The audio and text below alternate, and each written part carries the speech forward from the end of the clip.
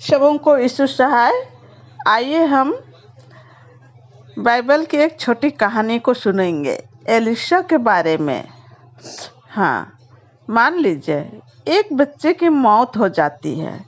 ऐसे में अगर उसे फिर से जिंदा किया जाए तो उसकी माँ को कैसे लगेगा। उसकी खुशी का हम अंदाजा भी नहीं लगा सकते। पर सवाल है, जो इंसान मर चुका है क्या वह फिर से जिंदा हो सकता है? क्या ऐसा आज तक कभी हुआ है? दरवाजे के पास जो आदमी खड़ा है वह यहोवा का एक नबी है। उसका नाम एलिया है और वह औरत सरपत शहर की रहने वाली है। उसका पति मर चुका है। वह छोटा लड़का उस औरत का बेटा है। जानते हैं उनके साथ क्या हुआ? एक दिन यह लड़का बीमार पड़ गया। उसकी तबीयत बिगड़ती चली गई और वह मर गया। तब एलिया ने औरत से कहा, अपना बेटा मुझे दे। फिर एलिया लड़के को घर के ऊपर वाले कमरे में ले गया और उसे पलंग पर लिटा दिया। वहां उसने यहोवा से प्रार्थना की, हे यहोवा, इस लड़के को दोबारा जिंदा कर दे। इसके बाद लड़का सांस लेने लगा और जिंदा हो गया। फिर एलिया उसे नीचे ले आया और उसकी माँ से कहा, देख, तेरा बेटा जिंदा हो गया है। वह औरत अपने बच्चे को जिंदा देखकर बहुत खुश हो गई। वह अपने बेटे को गले लगाकर खुशी के मारे रोने लगी। यहोवा का एक दूसरा नबी था, एलिशा।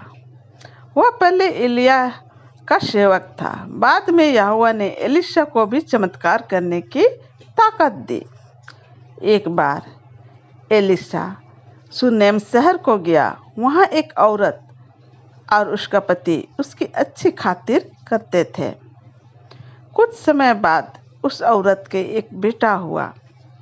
जब वह लड़का थोड़ा बड़ा हुआ तब वह अपने पिता के साथ खेत पर काम करने के लिए जाने लगा। एक दिन सुबह वह अपने पिता के साथ खेत पर गया। वहाँ अचानक वह दर्द के मारे चिल्लाने लगा, आह मेरा सिर। फौरन उस लड़के को घर ले जाया गया। लड़के घर पहुंचने के बाद उसकी मौत हो गई। सोचिए उसकी माँ कितनी दुखी हुई होगी। वह तुरंत जाकर एलिशा को बुला लाई। जब एलिशा आया तो वह उस मरे हुए बच्चे को लेकर एक कमरे में चला गया। वहां उसने यहोवा से प्रार्थना की और बच्चे के ऊपर लेट गया। जल्द ही बच्चे का शरीर गर्म हो गया और वह 7 बार छींका। जब उस बच्चे की माँ ने अंदर आकर अपने बच्चे को जिंदा पाया तो वह कितनी खुशी हुई होगी। आज तक बहुत से लोग मर चुके हैं। उनकी मौत से उनके परिवार के लोग, उनके दोस्त कितने ही दुखी हुए होंगे। हमारे पास लोगों को जिंदा करने की ताकत नहीं है, पर यहोवा के पास है। आगे हम सीखेंगे कि यहोवा उन लाखों लोगों को कैसे दोबारा जिंदा करेगा जो मर चुके हैं। तो आज की यही कहानी है और इस कहानी को सुनने वाले सभी लोगों को परमेश्वर बहुत बहुत आशीष दे। धन्यवाद। आमीन।